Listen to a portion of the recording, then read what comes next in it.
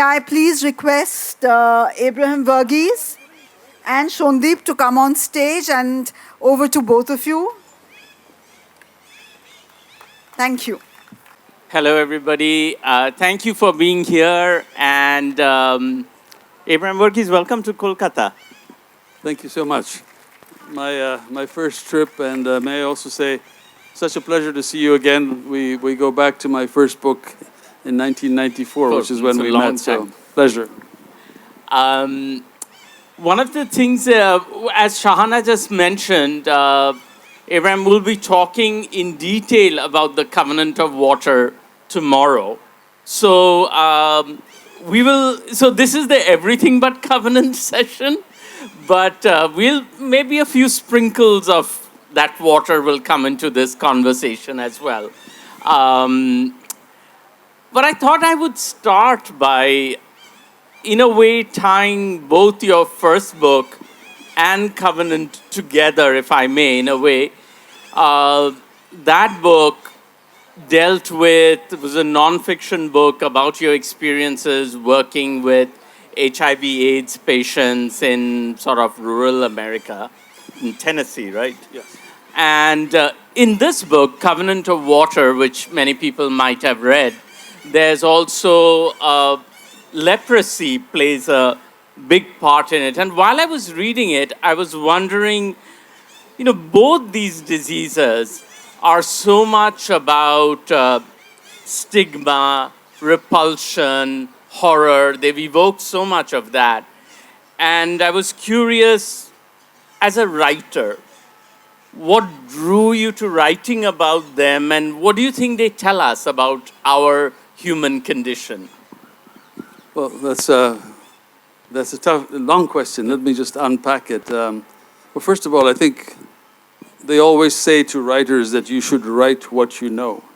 And since this is my bread and butter, I'm an infectious disease specialist and spent a lot of time with HIV. And then when I was a medical student in Chennai, I saw a lot of leprosy. When I was a child in Africa, I saw a lot of leprosy.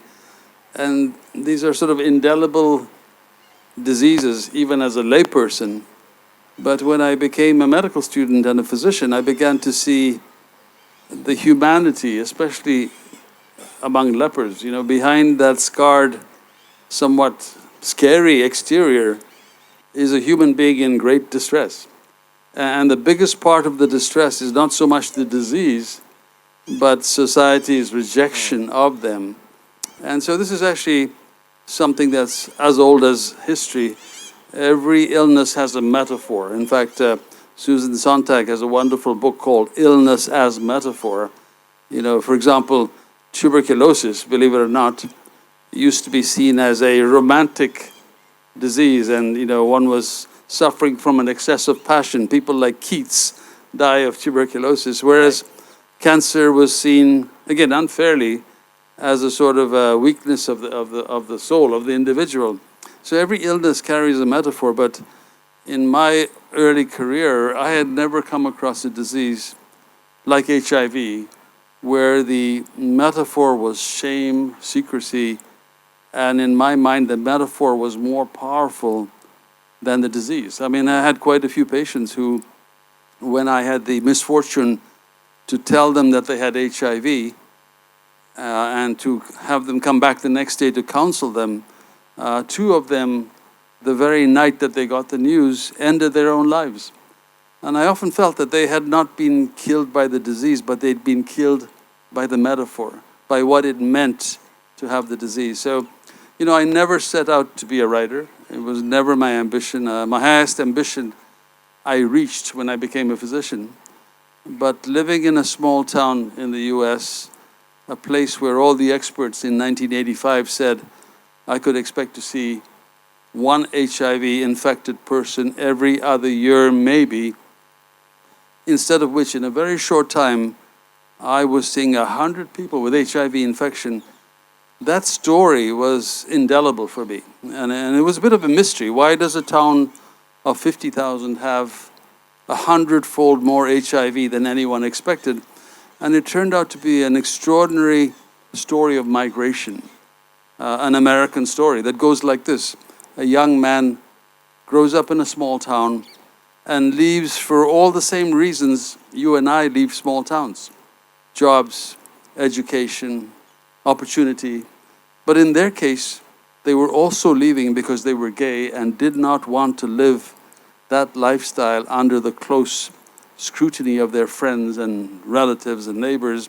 So they went to the big city, they found themselves, and now decades later, the virus had found them. Typically their partners had died.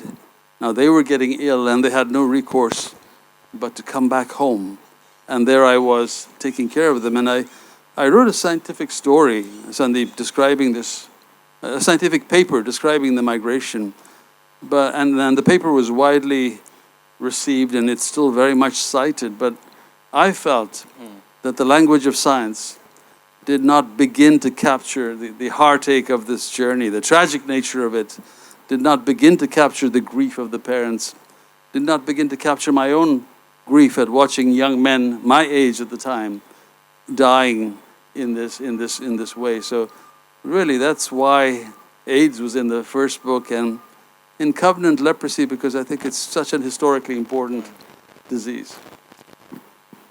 But when you were talking about this, watching, you're the physician, the AIDS doctor, so to speak, in that town.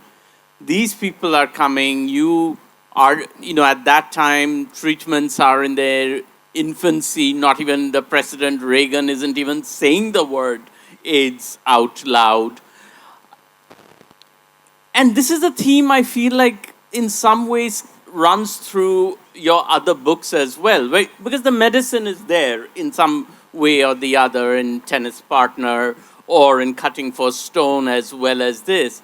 But it seems like right from the beginning, something that you keep grappling with as a writer and as a person is this tension between the physician's power to cure and the power, which is not necessarily the same as the power to heal. Do you talk? Yeah, I mean, I think as a young physician, as I was finishing my training in internal medicine and then in infectious diseases, I think I was caught up in what I call the conceit of cure. The sense that, we could fix anything, and if we couldn't, it was because the patient had come too late, and, and so it was a very, in fact, I went into infectious disease because to me it was the one specialty where if you made an astute diagnosis, patient with fever and rash coming back from the Congo, if you made the right diagnosis, they would rise like Lazarus, as opposed to many other specialties in medicine. It had a very exciting, heady feel to it. And it was so ironic that a fatal illness should land in the laps of people like me who were caught up in the conceit of our abilities. And I think we were all, a generation of us, were humbled by the disease. And we discovered that we could not cure.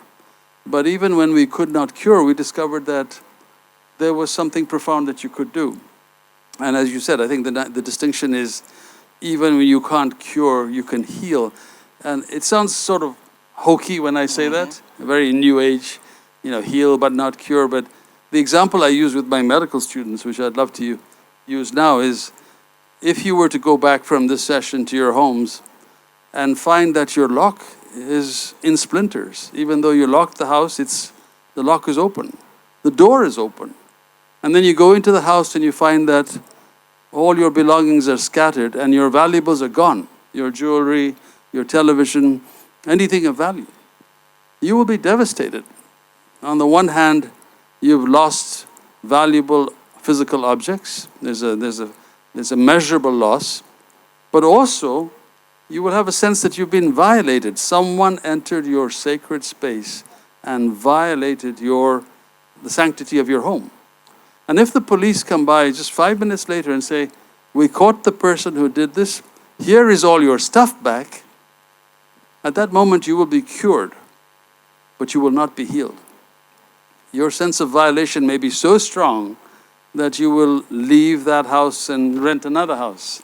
So I think all illness has that aspect. On the one hand, you have a fracture of your little finger. At one level, it's a non-displaced fracture of your middle phalanx. At another level, it's why me? Why now? Why my right hand? Why on the eve of my exams? So I think we in Western medicine have done a great job handling the physical aspects of things, but we have ignored the sense of violation. And I think with diseases like cancer, HIV, or lots of chronic illness, the sense of violation is almost bigger than the physical damage. And I think the old-time physicians understood that. They understood the need to minister to the patient. This used to be called the ministry of healing. So it's not that I discovered anything new. I was rediscovering what in my arrogance and conceit I had not understood till that moment. In fact, I think in Cutting for Stone, you have a line about what is the treatment that is administered by the ear. Yes, it is. It's actually, for the physicians in the audience, it's a very famous line in one of our famous surgical textbooks. And the riddle or the question is, what treatment in an emergency is administered by ear? And the answer is words of comfort. So as you worry about airway, breathing, circulation, don't forget the human being who's terrified, suffering this thing, and there is an acute need to also reassure the spirit of that person. Well, when you talk about that human being behind you, initially you were talking about, in leprosy, that the countenance might be horrifying almost, but there is this person behind. But at the same time, isn't there a tendency, I've heard that and you've also written about this, that doctors would often lose that sense of the person behind the disease, and it would just become the diabetic in bed number 3 or something like that, as opposed to the person. And that is even more so now, because you almost don't have that general physician who does house calls anymore, which even I and probably many people in the audience remember from their childhood. That does not really exist anymore. Yeah, I think it's a real challenge, because for one thing, there is so much data around each patient that the data almost eclipses the individual in front of you.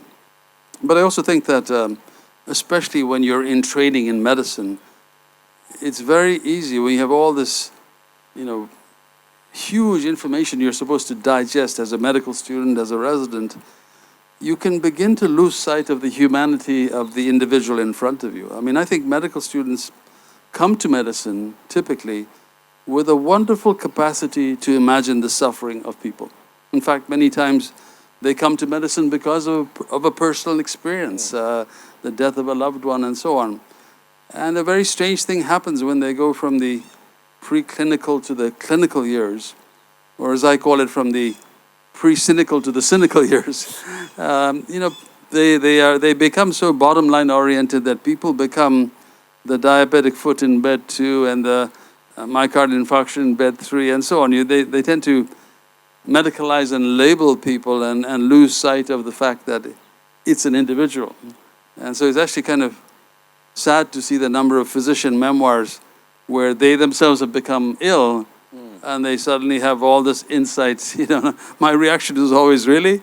It had to happen to you before you understood that, So, yeah, I think it's a sad testament to how busy we can get.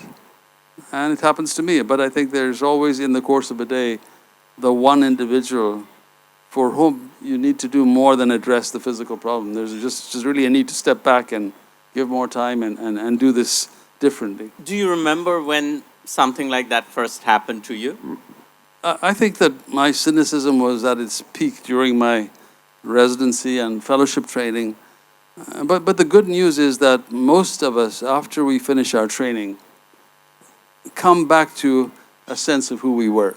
We come back to some original version of ourselves, and hopefully it's one that is generous enough to encompass not only your humanity but theirs.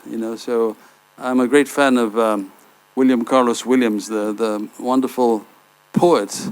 And he was a poet before he became a physician. And he decided to become a physician because he felt that in order to write poetry that was meaningful, you had to be swimming in the river of life. You couldn't just be sitting in a chair and, writing poetry. And so he became a pediatrician. He worked into his 90s. And when a young physician, a young student, a medical student, went to observe with him, who turned out to be a famous writer himself, Robert Coles, he was saying to Robert Coles as they were rounding, when I go see a patient, when we're seeing people, we're not dealing with a kidney or a heart or a liver. We're dealing with one guy or gal in distress. And then here comes the beautiful line that's become my sort of mantra. He said, the physician on the front line must fall back on his or her own sense of self in dealing with that patient. So I think what he was trying to say is that the most powerful instrument I now possess after 40-something years of being in practice isn't the knowledge I have, which has become very democratic. It is my ability to be confident in sort of the effect my presence will have on them. It helps that I have gray hair. It helps that I'm older. It helps that I'm one of the last few people to wear a tie when I'm rounding. All these things matter, and that sense of self becomes an instrument. And so, yeah, I think that most of us come back to it. It can take some time. I want to talk about why you got into medicine, but let me take the conversation a little further back.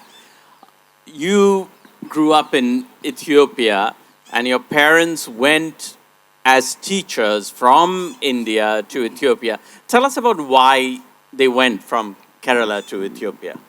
Yeah, I think that generation, my parents got their physics degrees around the time of independence. So, here they were, college graduates in Kerala, but there were no jobs to be had. And separately, they didn't know each other.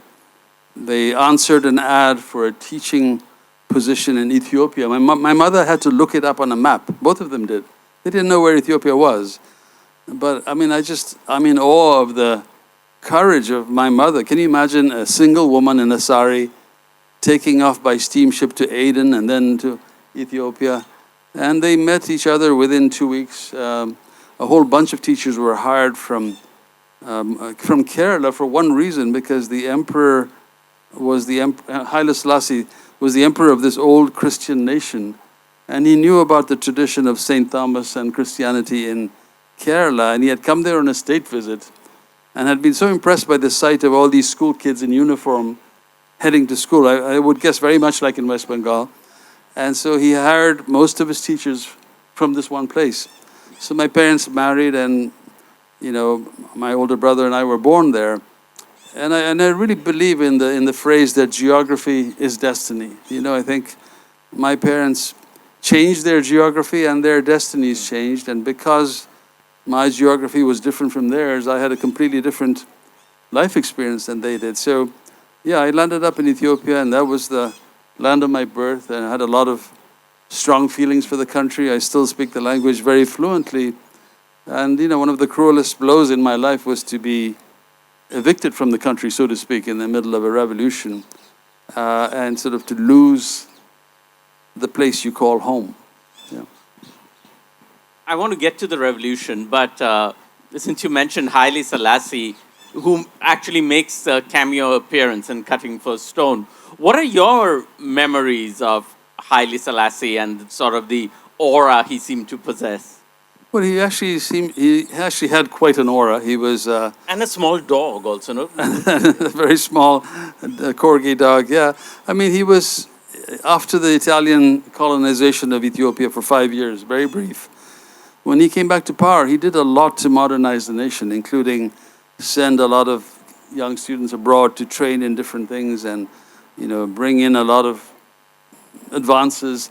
Unlike almost any African nation, he did not massacre the Italians who were left behind. Far from it. He welcomed them and encouraged them to continue building the roads and industries that they were involved in. And so there was this wonderful cosmopolitan community where we grew up. In his old age, about the time I was in medical school, I think he lost sight of all the details that were. There was just so much. too much of a sense of wanting to control everything, as a result of which he lost sight of everything, and so ultimately he was deposed. But it was a commonplace sight to see his motorcade going down the streets, and my parents venerated him, and I was of the generation that sort of saw his limitations and understood why students and others were agitating for his overthrow, which ultimately happened, but it didn't necessarily get better after that. It was a violent military regime that took over. What impact did the civil war that happened have on people like your family who were, like you, born in Ethiopia, but now suddenly you were not Ethiopian? Well, I think my parents had read the writing on the wall well before I did, clearly.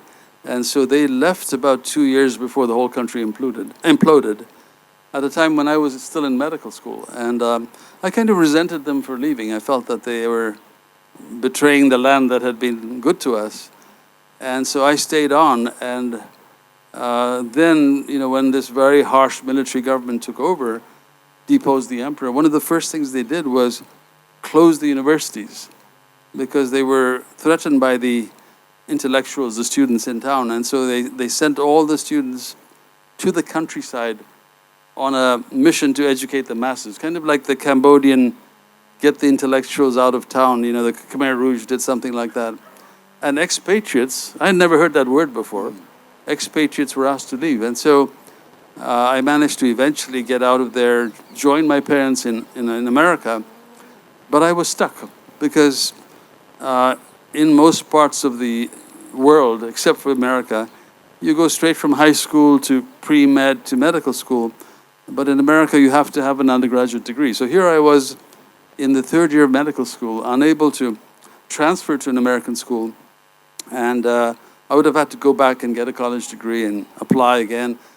And so I began working in a nursing home as a nursing assistant, and then in a general hospital, helping the nurse, bedpans, changing beds, you name it, giving baths. And, at the time, I'm not sure I was terribly happy about it, but I was happy to have gotten out of Ethiopia. It was a very violent time. And I thought maybe this is my life, to be a blue-collar worker and do that. And I look back now, and that 1.5 years that I spent as a nursing assistant was probably the best medical training I ever had, because I actually got to see what happens to the patient in the 23 hours and 57 minutes that doctors are not in the room. And it gave me a real solidarity with the nursing profession, because I know who really cares for the patients. And eventually, with the help of my aunt who was in Delhi, she managed to convince the Indian Medical Council that I should be allowed to transfer. And so I got admission to the third year of Madras Medical, and I finished medicine. Wonderful training both in Madras and in Ethiopia, in that old British system, examining the patient well. But I look back on that break in America as the best thing that happened to me. It could have been the worst thing. It was the worst thing at the time, but it turned out to be one of the best things. Life is ironic that way. Right, because it probably also gave you insight into what people really need when they are in pain and suffering. Yeah, I think so. I think it really made me understand. I wish that we could make all our medical students spend at least a week functioning as the nurse or accompanying the nurse. It would give them a much more healthy understanding of what it's like to be a patient, or maybe spend a week being a patient in the bed and understand what it is to have all these things done to you. And to this day, when we come on rounds and we're around the bedside, and if the patient soils themselves right then, everybody's instinct is to step back, and my instinct is to step forward with the nurse and help change the patient and get them more comfortable. And I'm glad for that. I'm glad for that. But when you mentioned about the fact that you had to leave Ethiopia because they said expats need to go, and I think you've said in an interview also that there was this site where you come upon a dead body on the street or somebody who has been killed, and you realize, okay, I really have to leave. Yeah, I mean, I left Ethiopia at a very violent time. So we were a fairly small medical school class, and as soon as the military took over, at least 10 or 15 of my classmates joined the Eritrean Liberation Front, went underground. So Eritrea was not yet liberated. Some others joined the royalist cause, trying to get the emperor back. A couple of them were tortured and never heard from again. One of my classmates fought as a guerrilla fighter for 22 years and finally was in the vanguard of troops that dislodged the military dictator, the Stalin of Africa.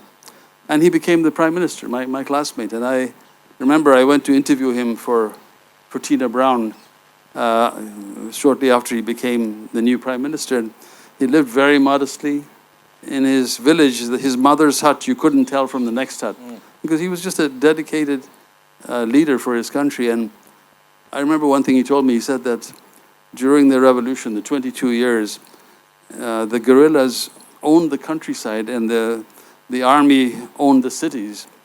But he said they would move around in the night. But there were so many mines in the fields, from Russian and Cuban mines, that they had to ask for volunteers to walk through the field to find a safe path.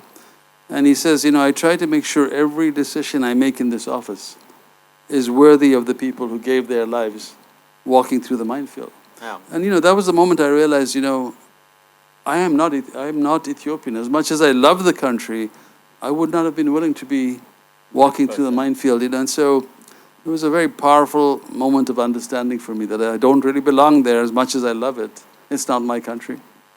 Which makes me wonder, immigrants have a sense of home, even if it's a lost home that they can dream about. So when you had that sensation going back to Ethiopia,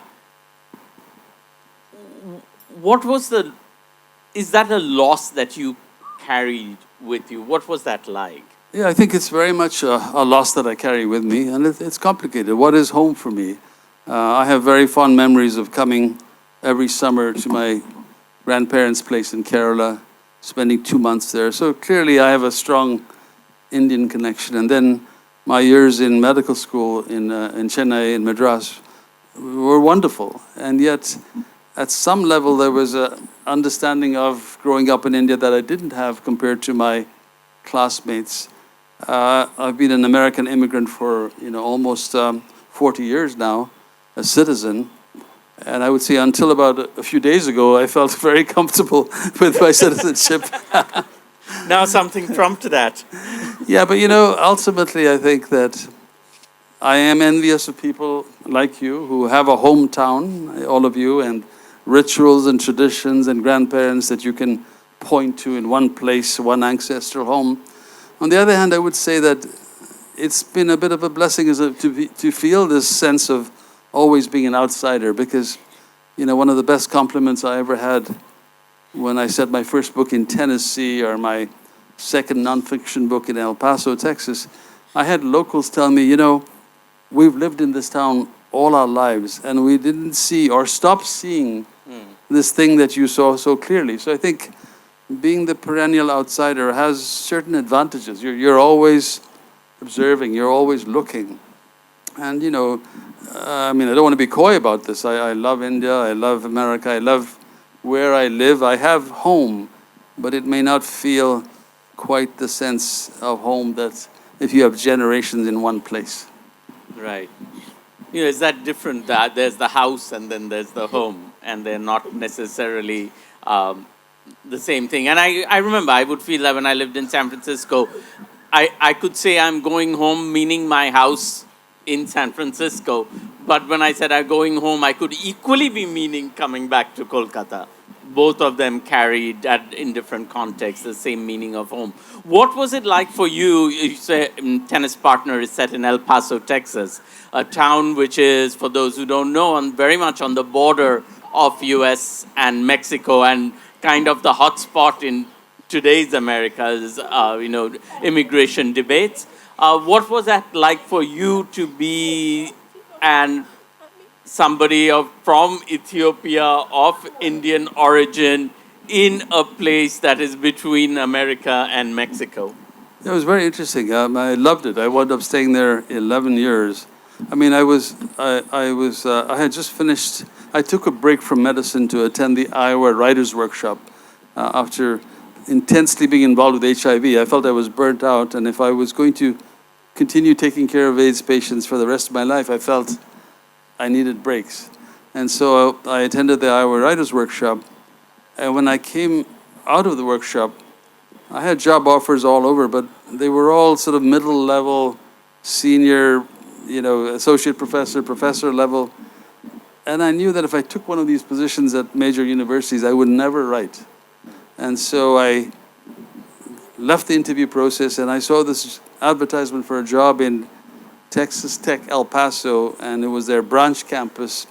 And I went to visit, and I just fell in love with the place. I remember my first sensation getting down at the airport and going to baggage claim and looking around and realizing that for the first time, I had disappeared in America. In the sense that the prevailing skin color was brown, and nobody looked at me twice, Not that I'd ever felt particularly aware of being brown or anything different when I was in Tennessee or Boston or Iowa, even though I knew I was. But there was something about the invisibility that I loved. And I also loved the border and the culture and the ability to sort of cross over anytime we wanted to. The hospital was especially wonderful. I felt that we were doing powerful service in a public hospital, taking care of acute illness, many times from people coming across the border, and we never asked. So I loved it. It was a strange place, a vast, desert landscape, beautiful sunsets. It had an attraction for writers. So Cormac McCarthy was there at the same time, and I got to know him. Rick Demirinis, Dagoberto Gil. There was just a lot of writers who liked the sense of disappearing in this part of America, in this border. So it was a delightful 11 years. And but it was also a painful one, as the Tennis Partner chronicles. And the two things that happened in that, which I wanted you to talk about. One is, when you're writing about David, the other young medical student doctor whom you befriend, who is your tennis partner, but is also struggling with his own addiction problems. And again, this whole thing of what you can cure versus what you can heal comes up, and the helplessness of doing that, as well as you are chronicling at the same time the breakdown of your marriage. And, it feels like, how difficult was it to write about these two things that are happening at the same time?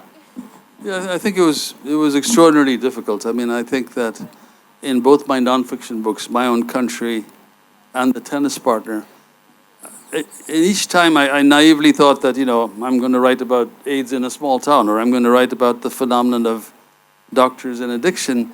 But my editor, two different editors, each time would say, listen, if you're going to write this, every time the camera lens swings towards you, you can't just go like that. You have to sort of reveal details about yourself. And it was never very comfortable. I mean, ultimately, having revealed what I revealed, it was fine. If you've done me the honor of buying the book and reading, you've earned the right to know these things about me. So it's not like I got up on stage and just blurted out everything about me.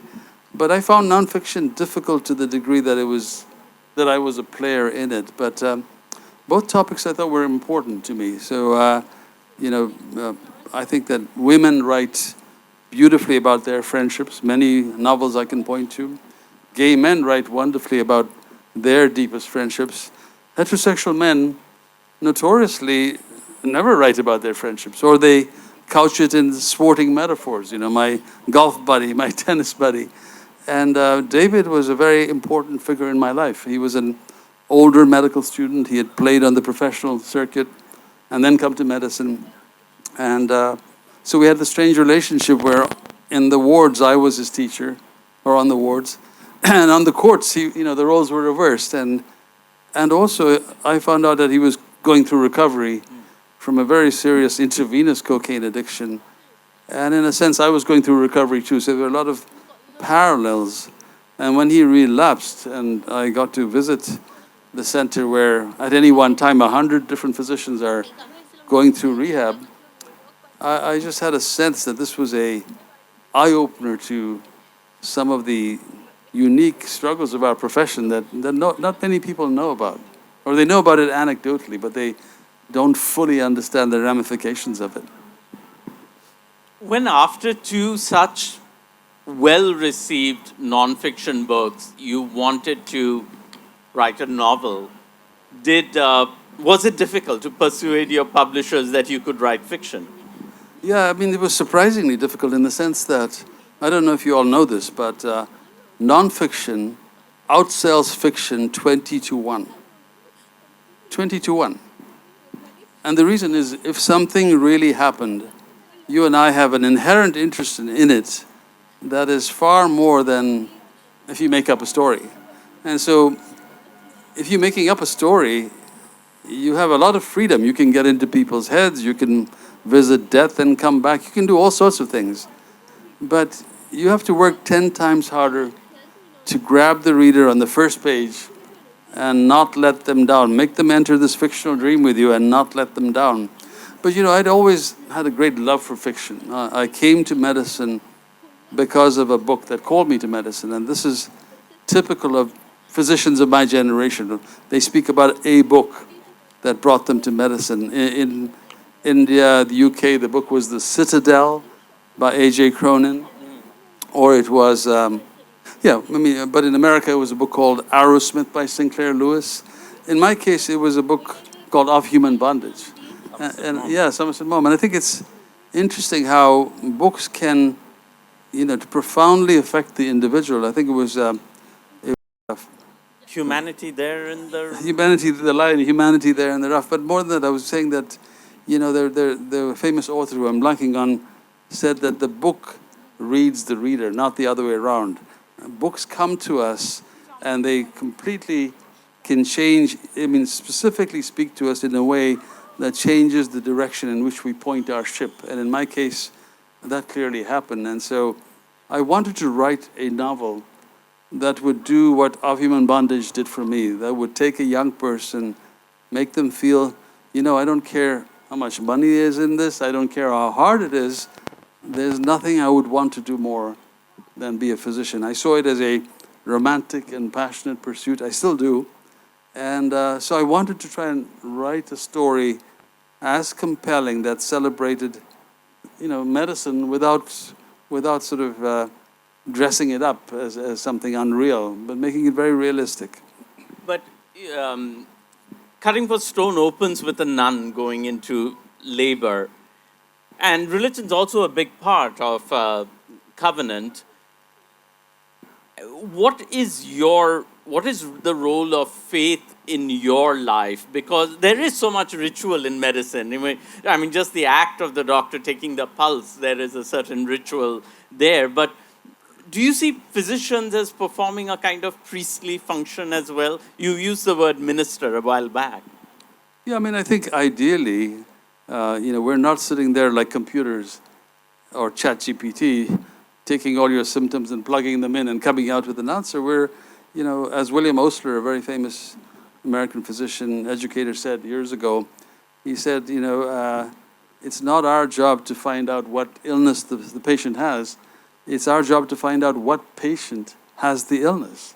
It's so true. You can't look at illness in the abstract without the context of the individual and how they're going to deal with it or are dealing with it. So, I think that that's very much the kind of physician that I wanted to be. I'm missing part of the question. What was the rest of it? Whether you saw the physician as having a priestly function. Yeah, definitely. I think it's an important quality to being a physician, especially when someone is critically ill, is very ill or chronically ill. Then the relationship becomes part of the therapeutic process. I have actually lost track of time. I hope somebody will tell me when we have a few minutes left so we can open it up for questions. But until then, one of the things is when Cutting for Stone sells well, becomes a bestseller and all of that, does that answer people's doubts as to can Abraham Verghese write fiction, or do you still find that do you still get pushed towards nonfiction? No, I don't think I get pushed towards anymore. nonfiction, but I think that the success of Cutting for Stone answered everybody's doubts but mine, So you find out very quickly that if you want to write another novel, then you have to start from scratch. The world, the universe has given you nothing, It's still just as hard. I mean, I took 14 years to write The Covenant of Water. Even though I had under my belt the experience of one book, you would think that I would have a method, and God knows I tried every method, but for me, writing is very much a kind of discovery. I begin with an image, and I push it forward, and I push it forward some more, and sometimes I push it forward for 6 months in certain directions, hundreds of pages, only to find out that's not the book. But for whatever reason, in this organic, inefficient way that I write, ultimately there's a sort of symmetry and an outline that emerges that is valid. I wish I saw it at the beginning and didn't have to sort of painfully make my way through this. But, I really... What was the image for Cutting for Stone? I began with an image of a nun giving birth in a foreign land. Don't ask me why. I think it's utterly mysterious. Which is, I think, the joy of writing, is that you need to sit in the chair. It's incredibly hard work.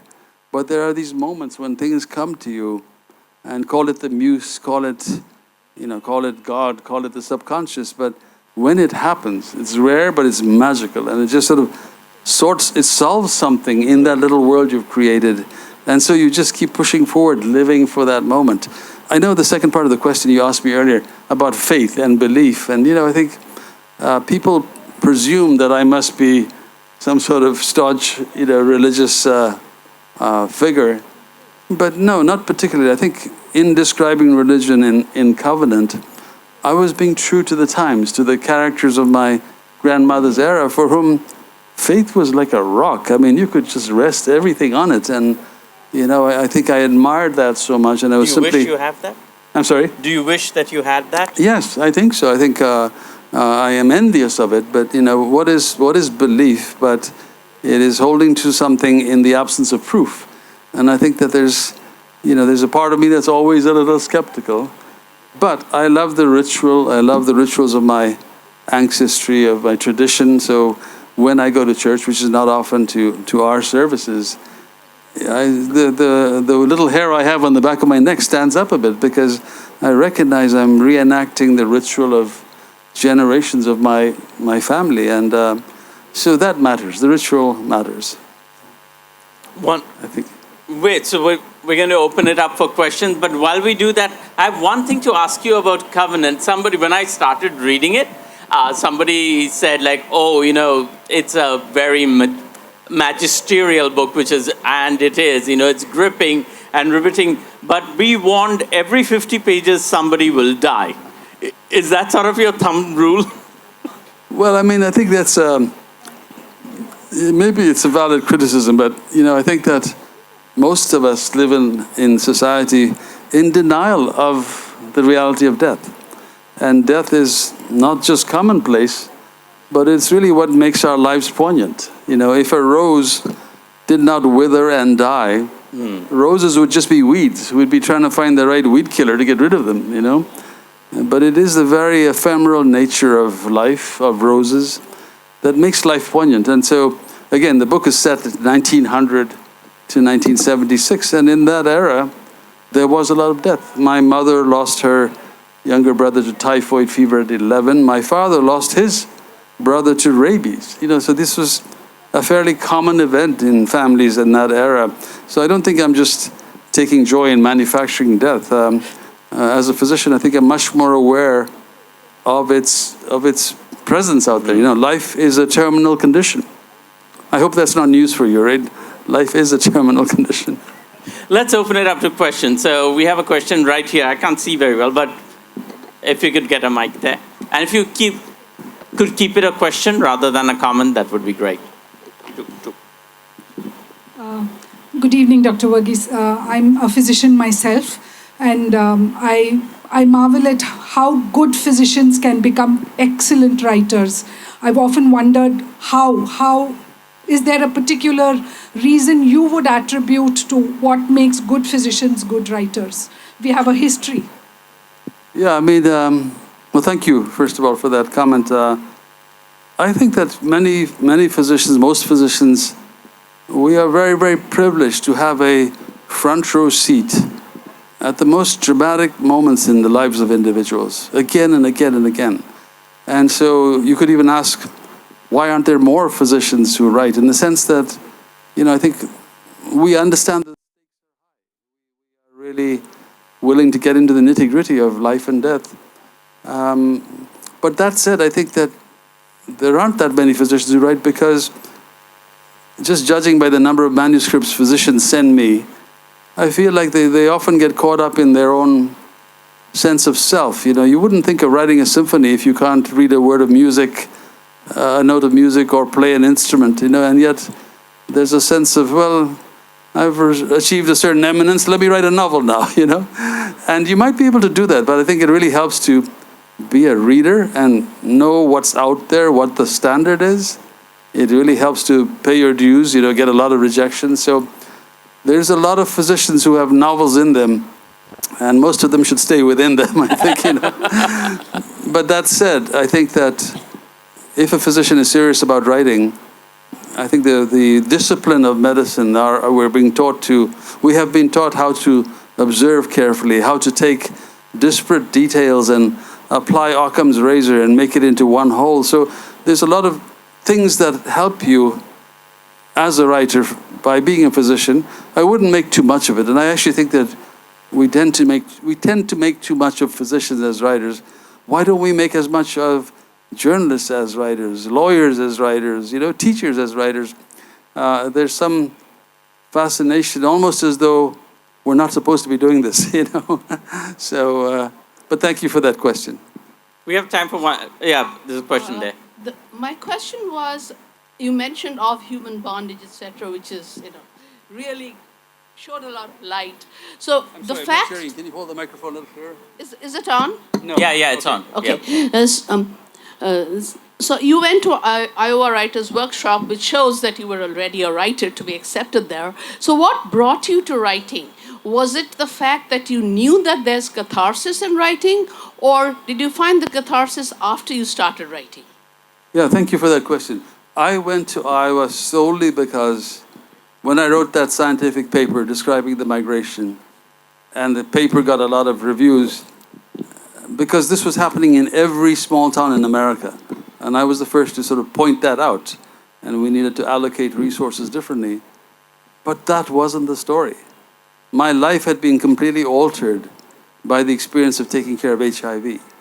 And as I said, the tragedy of this journey of a young man to the big city and back, the heroism, the suffering of the patient, the families, my own grief. I didn't think that story had been told.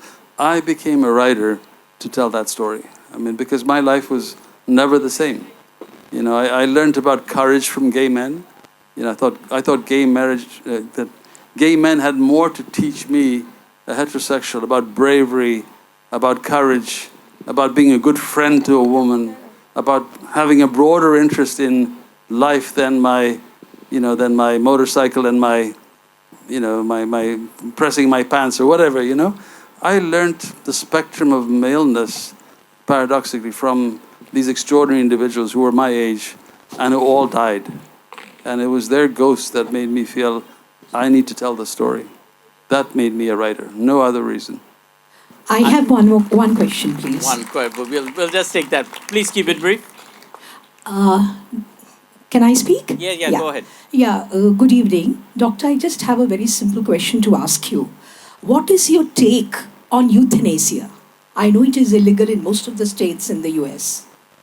Yeah, I mean, it's an interesting question. I think for myself, if I get to a point where I don't want to live, I would very much hate to be going on beyond that point. And I think many physicians, like myself, have made pacts with fellow physicians to say, if you see me in this condition. And But that said, I will tell you that having presided over many, many, many, many, many deaths during the HIV era, including deaths of physicians, I was struck by the opposite phenomenon, the desire of people, when there's no quality of life left from our point of view, to want to hang on for one more day, at the cost of, at tremendous cost to their family, themselves. So I think I've been much more impressed with people's desire to live. And it's been exceptional that I've ever been asked to help someone die. And in fact, I wouldn't do it because I wouldn't trust that they change their mind the next day. Paul Kevorkian, who got this big name for being Dr. Death and all that, so started the whole movement in America. He was a pathologist. He really had no clinical experience with patients, so I didn't trust that kind of logic. So I'm all for it. I think it for the right patient at the right time, if they are of sound mind, I think we should have that choice. The same choice we give. We don't give our pets much of a choice, but we put them to sleep in a heartbeat. And I think that if you're really suffering, you should be able to exit. But it's a very touchy, very individual issue. And you have to be sure that nobody has vested interest in seeing this person go that route. So I'd say it still remains very tricky. It's no accident that it's not been approved in every state. Thank you, Doctor. We're going to have to end it there. Abraham Verghese will be here signing his book, so you can get your book signed, and if you had a question you didn't get to ask, you can ask him. He'll be back talking about the Covenant of Water tomorrow. But before I let you go, I just wanted to ask you, we've all heard of the Hippocratic Oath, right? For you as a writer, what is the Hippocratic Oath as a writer? To write a good story well told. That is the aim. A good story well told. Thank you so much. Thank you, everybody, and thank you to Abraham Verghese.